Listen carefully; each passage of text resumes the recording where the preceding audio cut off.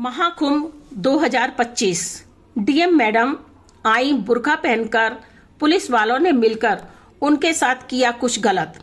प्रयागराज में महाकुंभ के दौरान सुबह के समय जिला मजिस्ट्रेट वहीदा रहमान जायजा लेने के लिए मेले के अंदर आईं।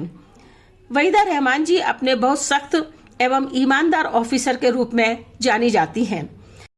जैसा कि हम सभी जानते हैं कि इस बार शासन एवं प्रशासन के द्वारा सुरक्षा एवं व्यवस्था के लिए बहुत सख्त इंतजाम किए गए थे, जिससे किसी भी श्रद्धालु को परेशानी न झेलनी पड़े। जिला कलेक्टर मैडम को इस कार्य का उत्तरदायित्व सौंपा गया। डीएम मैडम अधिकांशतः सूट या साड़ी पहनती हैं, परंतु उस दिन उन्होंने मेले की वास्तविक स्थिति का जानने के लिए सूट या साड़ी के स्थान पर सूट तथा हिजाब पहना। अपने व्यक्तिगत फंक्शन के होने पर ही वह इस प्रकार की ड्रेस पहनती हैं, लेकिन अपनी ड्यूटी के प्रति सजग रहने के लिए उस दिन रोज से हटकर ड्रेस डाली। जब वह गंगा घाट पर निरीक्षण के लिए आई तो हिजाब तथा बुर्का पहनकर आई। गंगा घाट पर अपनी ड्यूटी को पूरी ईमानदारी से निभाते हुए पुलिस वाले उनकी गतिविधियों पर काफी देर से ध्यान दे रहे थे और ये पुलिस वाले संदिग्ध श्रद्धालुओं की सख्ती से जांच भी कर रहे थे। डीएम मैडम भी भीड़ में चुपचाप निरीक्षण करने में व्यस्त थी। उन्होंने अपने साथ अपनी कार तथा सुरक्षा दल को भी नहीं रखा, जिससे गोपनीय तरीके से आम लोगों के बीच जाकर वास्तविक स्थिति का पता लगाया जा सके। उनके घाट की तरफ जाने पर पुलिस कर्मियों का ध्यान उनकी तरफ गया। एक पुलिसकर्मी ने अपने से वरिष्ठ पुलिसकर्मी को कहा, सर ये महिला कुछ संदिग्ध लग रही है। एक तो वह अकेली मेले में घूम रही है और उसके कपड़े भी अलग तरीके के हैं। सीनियर इंस्पेक्टर ने उस महिला को देखते हुए कहा, हाँ तुम ठीक कह रहे हो ना हो कुछ गड़बड़ जरूर है, और कहा उसे रोको और ठीक से पूछताछ करो, क्योंकि हमारी ड्यूटी यही है कि किसी भी संदिग्ध व्यक्ति को इग्नोर नहीं किया जा सकता है, चाहे वह महिला है या फिर पुरुष। डीएम मैडम अपने काम में व्यस्त थी और उन्हें इस बात का बिल्कुल भी आभास नहीं था कि कोई उनको संदिग्ध की श्रेणी में मान रहे हैं। जब डीएम मैडम एक घाट के पास पहुंची और एक छोटे से बच्चे से गंगाजल के विषय में बात करने लगी, तभी फौरन दो पुलिसकर्मी उनके पास आए और कहने लगे, मैडम आप यहाँ क्या कर रही हैं? मैडम बोली, यहाँ दर्शन करने और व्यवस्था देखने के लिए आई थी। पुलिसकर्मियों ने उनकी बात पर कोई ध्यान नहीं दिया और बोले, अपना आई कार्ड दीजिए। डीएम मैडम ने कहा, आई कार्ड तो मैं नहीं लाई, लेकिन ऐसा आप क्यों कह रहे हैं?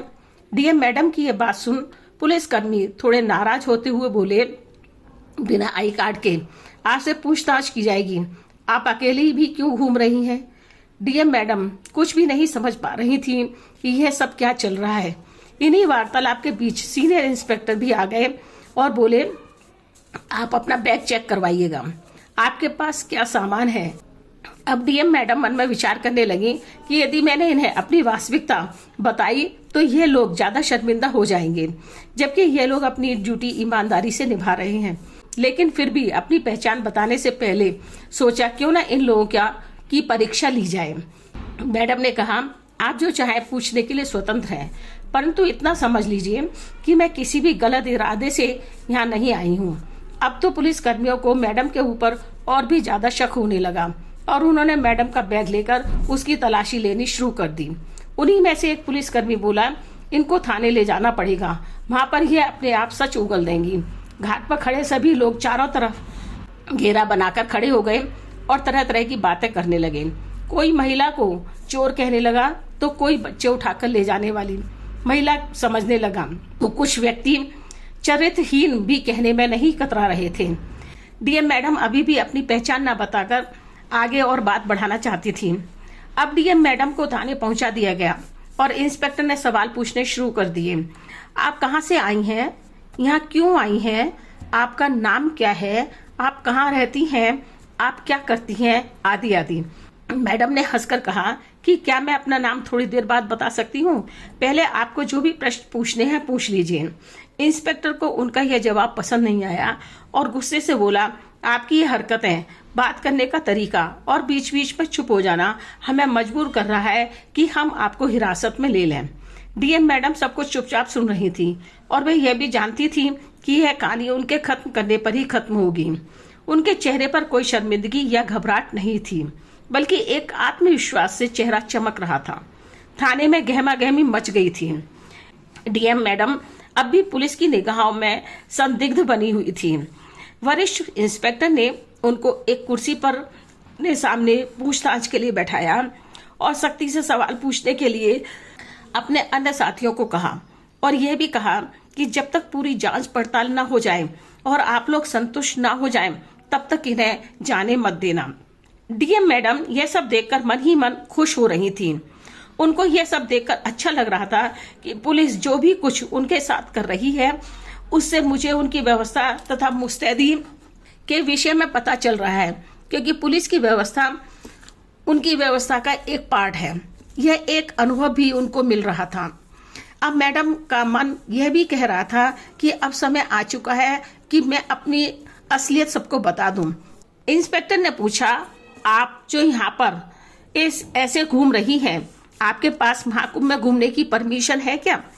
मैडम ने हंसते हुए जवाब दिया कि मैंने परमिशन ली हुई है, लेकिन शायद आप लोग मुझे पहचान नहीं पा रहे हैं। मैडम के जवाबों को सुनकर इंस्पेक्टर का पारा चढ़ता जा रहा था। इंस्पेक्टर बोला, पहचान? हमें आपकी किसी पहचान की आवश्यकता नहीं है, बस आप कृपया करके अपनी आईडी दिखाने का कष्ट करें तो अच्छा रहेगा। बातों में ना उलझाएं, गोल गोल जवाब ना दें, अन्यथा हमें कड़ी कार्रवाई करने के लिए मजबूर होना पड़ेगा। शांत बैठी हुई डीएम मैडम ने अपने बैग से खाली पानी की बोतल निकाली और बोली, क्या मुझे पीने के लिए पानी मिलेगा या बाहर जाकर मुझे खुद ही लाना होगा? डीएम मैडम की यह बात सुनकर एक पुलिसकर्मी बुरी तरह से भड़कने लगा और बोला, मैडम, क्या आपने इस स्थान को पिकनिक स्पॉट मान रखा है? आप ठीक ठाक जवाब दें, क्योंकि बहुत देर से हम आपकी सारी बातों को बड़े धीरज के साथ सहन कर रहे हैं, अब और नहीं कर पाएंगे। डीएम मैडम ने सोचा कि अब टाइम आ गया है अपना असली रूप बताने का। बोली, अब मैं आप लोगों को अपनी पहचान बता देती हूँ, लेकिन इससे पहले मैं ये जानना चाहती हूँ कि आप अपनी टीम को बताना कि पहले किसी की आइडेंटिटी जाने बिना उसके साथ ऐसा व्यवहार ना करें। यह सुनकर इंस्पेक्टर थोड़ा चौकन्ना हुआ और फिर एक सवाल दागा कि आप कौन हैं, बताती क्यों नहीं हैं, और आप किस अधिकार से हमें सीख दे रही हैं? अब बहुत देर हो चुकी थी। इंस्पेक्टर और डीएम मैडम के साथ आपसी वार्तालाप करते करते उन्होंने अपने बैग से आईडी कार्ड निकालकर मेज पर रख दिया। उस कार्ड पर लिखा था, वहीदा रहमान, जिला अधिकारी प्रयागराज। इंस्पेक्टर को तो काटो तो खून नहीं रहा, एकदम सफेद पड़ गया, खून जम गया। सभी पुलिसकर्मी भी बहुत डर गए। जो कांस्टेबल ज्यादा बोल बोल कर प्रश्न पूछ रहा था, अब आईडी देख धीरे धीरे पीछे सरकने लगा। इंस्पेक्टर कार्ड अपने हाथ में लेकर उसे बार बार पलट पलट कर देख रहा था। फिर बोला कि क्या आप डीएम हैं? डीएम ने बड़े शांत भाव से उत्तर दिया और बोली कि शायद अब तो आप लोग जान गए होंगे ना कि मैं कौन हूँ, और मैंने अपनी पहचान आप लोगों से को पहले क्यों नहीं बताई, क्योंकि मैं निरीक्षण के साथ साथ यह भी देखना चाहती थी कि आप अपनी ड्यूटी को कितनी ईमानदारी, सतर्कता तथा मुस्तैदी से निभाते हैं। मैं आप लोगों को अपने कर्तव्य में पूर्ण निष्ठा से निभाते हुए पा रही हूँ। आप सब लोग बहुत अच्छे हैं। इंस्पेक्टर एकदम अपनी कुर्सी से खड़ा होकर मैडम से माफी मांगने लगा और बोला, मैडम, हम लोगों को इस बात का बिल्कुल भी एहसास नहीं था कि आप जिला अधिकारी हैं। आपकी ड्रेस और अकेले घूमने के अंदाज ने आपको संदेह के घेरे में ला दिया।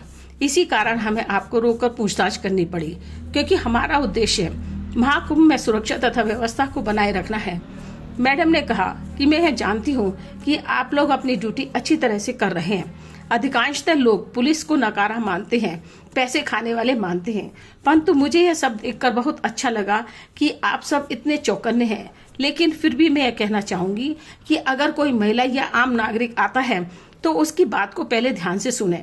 हिजाब या अन्य किसी प्रकार की ड्रेस से उसको संदिग्ध मानना हमेशा ठीक नहीं होता है।